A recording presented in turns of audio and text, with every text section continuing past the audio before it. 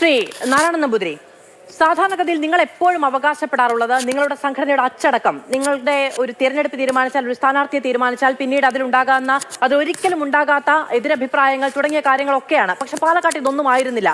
പാലക്കാട് പലതരത്തിൽ നിങ്ങൾക്ക് ആഭ്യന്തര പ്രശ്നങ്ങളെ നേരിടേണ്ടി വന്നു. അതെത്ര നിങ്ങളില്ല എന്ന് പറഞ്ഞിട്ടുണ്ടെങ്കിലും അതിന്റെ വിസ്ഫോടനമാണ് ഏറ്റവും ഒടുവിൽ കണ്ടതടക്കമുള്ള കാര്യങ്ങൾ. നിങ്ങളുടെ അണികളെ കഴിഞ്ഞ തവണത്തേതിന് സമാനമായി നിങ്ങൾക്ക് ചേർത്ത് മുന്നോട്ട് കൊണ്ടുപോകാൻ കഴിയും എന്നുള്ളത് ആത്മവിശ്വാസം മാത്രമാണോ?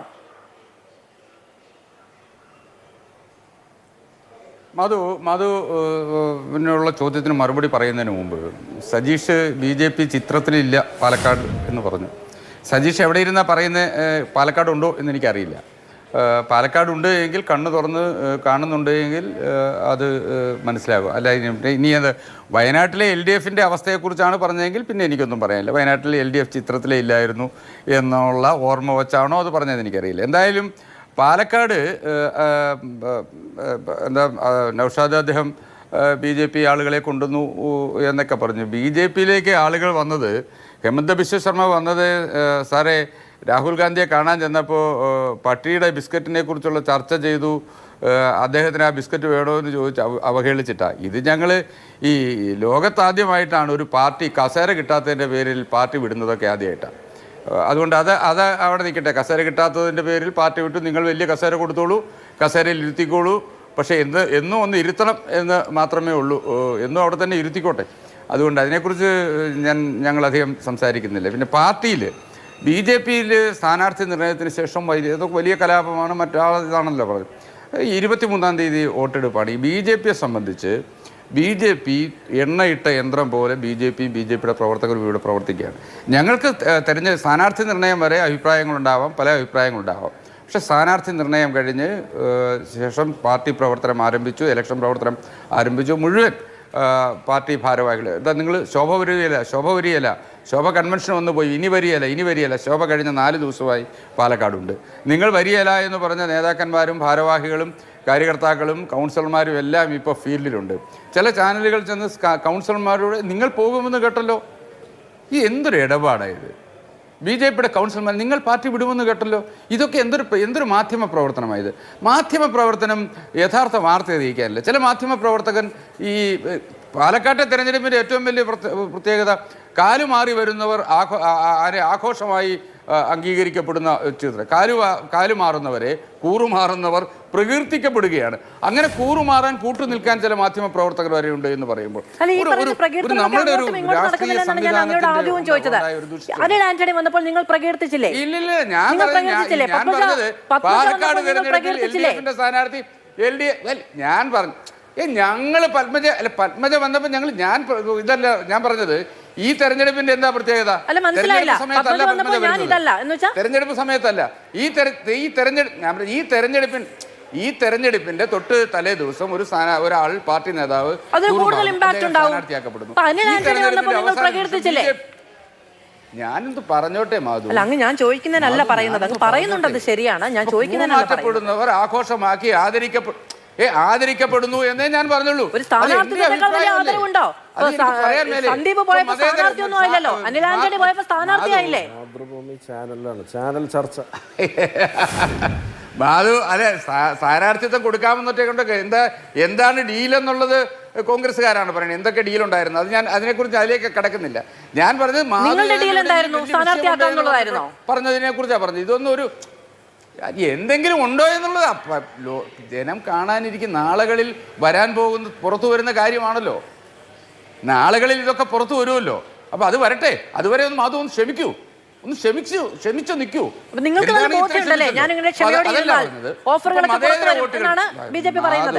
മാധു ഞാൻ പറഞ്ഞു വരുമ്പോൾ മാധു എന്തിനാണ് ഇപ്പോൾ സജീഷ് BJP ജയിച്ചാൽ എന്താകും എന്നൊരു ചോദ്യം ചോദിച്ചപ്പോൾ അതുപോലെ വയലൻ്റ് ആകാനൊന്നും ഞാനില്ല. ഞാൻ എനിക്ക് പറയാനുള്ള കാര്യങ്ങൾ എൻ്റെ പാർട്ടിയുടെ നിലപാടുകൾ പറയണമല്ലോ. അതിനാണല്ലോ ഞാനിവിടെ വന്നിരിക്കുന്നത്.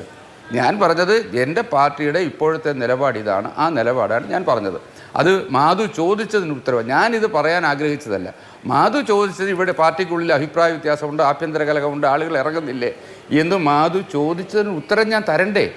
അത് തരുമ്പോൾ ഇതൊക്കെ പറയണ്ടേ? അതേ ഒറ്റ വാക്കിൽ അങ്ങനെ ഒന്നും ഇല്ല എന്ന് പറഞ്ഞാൽ മതിയോ? അങ്ങനെ ഒന്നില്ല എന്ന് പറഞ്ഞാൽ മാധു സമ്മതിക്കുമോ? കൗൺസിലർമാർ പോകുന്നു എന്ന് പറഞ്ഞത് നിങ്ങളല്ല. ഞാൻ മാധ്യമപ്രവർത്തകർ ഇതിന് ഈ ഇത്തരം നടപടികൾക്ക് മാധ്യമപ്രവർത്തകരുടെ പിന്തുണയുണ്ട് എന്ന് പറയുമ്പോൾ മാധു ഉണ്ടെന്ന് ഞാൻ പറഞ്ഞില്ലല്ലോ. മാധു ഇത്തരം നടപടികൾക്ക് മാധ്യമപ്രവർത്തകരുടെ പിന്തുണയുണ്ട് എന്ന് പറയുമ്പോൾ ഏതെങ്കിലും പറയുന്ന ആളുകളെ മറ്റൊരു പാളയത്തിലേക്ക് എത്തിക്കാൻ മാധ്യമപ്രവർത്തകർ പുറപ്പെടുന്നൊന്നുമില്ലല്ലോ. അതിന് ശരിയാവും. അങ്ങ് ഏകപക്ഷീയമായി അങ്ങ് പറഞ്ഞു പോകുന്നതാണോ ഒരു ചർച്ച? അല്ലല്ലോ, ഞാൻ ആധികാരികമായിട്ടാണല്ലോ പറഞ്ഞത്. ഞാൻ എന്തുകൊണ്ട് BJPയുടെ കൗൺസിലർമാർ നിങ്ങൾ പാർട്ടി വിടുമെന്ന് കേട്ടല്ലോ, എന്തിനു വിടുന്നു? ഇതാണോ മാധ്യമധർമ്മം? ഈ തെരഞ്ഞെടുപ്പ് സജീവമായി പ്രവർത്തന രംഗത്തുള്ള ഞാൻ കേട്ടു, അതുകൊണ്ടാണ് ഞാൻ പറഞ്ഞത്. നിങ്ങൾ കേട്ടില്ലായിരിക്കും. നിങ്ങൾ കേട്ടില്ല, ഞാൻ കേട്ടു, അതുകൊണ്ടാണല്ലോ ഞാൻ പറഞ്ഞത്. അത് ഇവിടുത്തെ മാധ്യമധർമ്മം എന്നാ. പബ്ലിക് ഡൊമൈനിലുള്ള ഒരു കാര്യമാണോ എനിക്കറിയില്ല. ഏതെങ്കിലും സ്ഥാപനം വേറെ ഏതാണോ എന്ന് എനിക്കറിയില്ല. ഇനിയിപ്പം മാധുവിടെ ഏതെങ്കിലും റിപ്പോർട്ട് ചെയ്തിട്ടുണ്ടോ ഞാൻ അവരോട് ചോദിക്കാം. അങ്ങ് കേട്ടു എന്ന് പറയുന്നു. മാധു പറയുന്നതല്ല, ഞാൻ കേട്ടതാണ്. ഞാൻ കാണിച്ചു തരാം അതിന്റെ ക്ലിപ്പ്. പരിശോധിക്കാം. ന്യൂസ് 18 ചാനൽ നിങ്ങൾ നോക്കൂ. പ്രിയ അജിത്ത് എന്ന് പറയുന്ന BJPയുടെ മുൻ നഗരസഭാ ചെയർപേഴ്സണോട് ന്യൂസ് 18 ചോദിക്കുന്നു, നിങ്ങൾ പോകുമെന്ന് കേട്ടല്ലോ. ഇതെന്തൊരു മാധ്യമ പ്രവർത്തനം? അവർക്ക് അങ്ങനെ ഒരു സോഴ്സ്, അങ്ങനെ ഒരു വിവരം കിട്ടിയിട്ടുണ്ടാകാം. ആരെങ്കിലും പറഞ്ഞാൽ ക്ലാരിഫൈ ചെയ്യാൻ പാടില്ല. ഞാൻ പാലക്കാട്ട് നാളെയോ മറ്റന്നാളോ വരുന്ന സമയത്ത് ഞാൻ കേൾക്കുകയാണ് നാരായണ നമ്പൂതിരിക്ക് ഇങ്ങനെ ഒരു അഭിപ്രായം ഉണ്ടെന്ന്. ഞാൻ അങ്ങോട്ട് ഒന്ന് ചോദിക്കില്ലേ, ശ്രീ നാരായണ നമ്പൂതിരി കേൾക്കുന്നല്ലോ, ശരിയാണല്ലോ എന്ന്? ശരിയാണോ എന്ന് ചോദിക്കില്ലേ? നാളെ മാധു അങ്ങനെ അതാണോ മാധ്യമ പ്രവർത്തനം? അത് ചോദിച്ചാലല്ലേ അതിൽ ക്ലാരിറ്റി വരികയുള്ളൂ. ഇതേ വണ്ടി ഇല്ലെന്നേ, സിനിമയ്ക്ക് അല്ലെങ്കിൽ എക്സിബിഷന് പോകാൻ വണ്ടി വിളിച്ചിട്ട് വണ്ടിയുണ്ട്, കയറുന്നുണ്ടോ എന്ന് ചോദിക്കുന്ന പോലെയാണോ? ഓ ശരി, എല്ലാവരോടും പോയി ചോദിച്ചു എന്നുള്ളതാണ് നിങ്ങളുടെ ആക്ഷേപം. എനിക്കറിയില്ല, എനിക്ക് ഉത്തരവാദിത്തത്തോടെ മറുപടി പറയാൻ കഴിയുന്ന കാര്യമല്ല. ഇനി അത്തരം എന്തെങ്കിലും ഇൻഫർമേഷന്റെ പേരിലാണോ എന്നറിയില്ല. അത് നമ്മളല്ലല്ലോ ക്ലാരിറ്റി വരുത്തേണ്ടത്. എന്റെ സ്ഥാപനമല്ല, എനിക്കറിയാവുന്ന ആളുകളല്ല. ഇനി എനിക്ക് ചോദിക്കാതെ പറയാൻ കഴിയില്ല. അത് വിടും.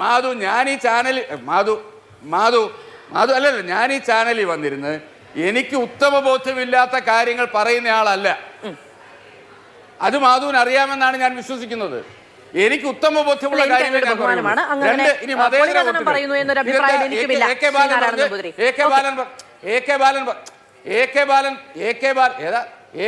പറഞ്ഞ മതേതര വോട്ടുകൾ കഴിഞ്ഞ ഓണം ശ്രീധരൻ സാറിനെതിരായിട്ട് ഷാഫിക്ക് പോയി. ഷാഫിക്ക് കിട്ടിയ വോട്ടുകളല്ല CPM-ന് വന്നത് മതേതര വോട്ടല്ലേ? നിങ്ങൾ ഈ മതേതര വോട്ടുകൾക്ക് പോലും വർഗീയതയുടെ നിറം കൽപ്പിക്കുകയാണ് ഇവിടെ രണ്ട് മുന്നണികളും. വർഗീയത ഊതി കത്തിക്കുകയാണ്. എന്തിനാണ് ഹരിതസേന ഒരു പ്രത്യേക ഭാഗത്ത് മാത്രം ഇറങ്ങുന്നത്? എന്തുകൊണ്ടാണ് ഇവിടെ വർഗീയ പോളറൈസേഷന് വേണ്ടി UDF ശ്രമിക്കുന്നത്? SDPയുടെ വോട്ട് വേണോ എന്ന് ചോദിക്കുമ്പോൾ വേണ്ട എന്ന് പറയാനുള്ള ആർജവം കാണിക്കുന്നില്ലല്ലോ. SDP കഴിഞ്ഞ ഓരോ തെരഞ്ഞെടുപ്പിലും BJPയുടെ വളർച്ച കാണിച്ച് നോട്ടീസ് അടിച്ച് പ്രസിദ്ധീകരിക്കുന്നുണ്ടല്ലോ. SDPയുടെയും PFIയുടെയും. എന്തിനാണ് ശ്രീനിവാസന്റെ കൊലക്കേസിലെ പ്രതികളുടെ വീട്ടിൽ സതീശൻ പോകുന്നത്? VD സതീശൻ പോയത് ആരെയാണ് സംരക്ഷിക്കുന്നത്? ആരെയാണ് താലോലിക്കുന്നത്? ഒരു തെരഞ്ഞെടുപ്പ് വിജയത്തിന് വേണ്ടി ഇത്തരം ശക്തികളെയെല്ലാം താലോലിക്കുന്ന സമീപനം UDF എടുക്കുമ്പോൾ അത് പാലക്കാട്ടെ ജനങ്ങൾ കാണുന്നുണ്ട്.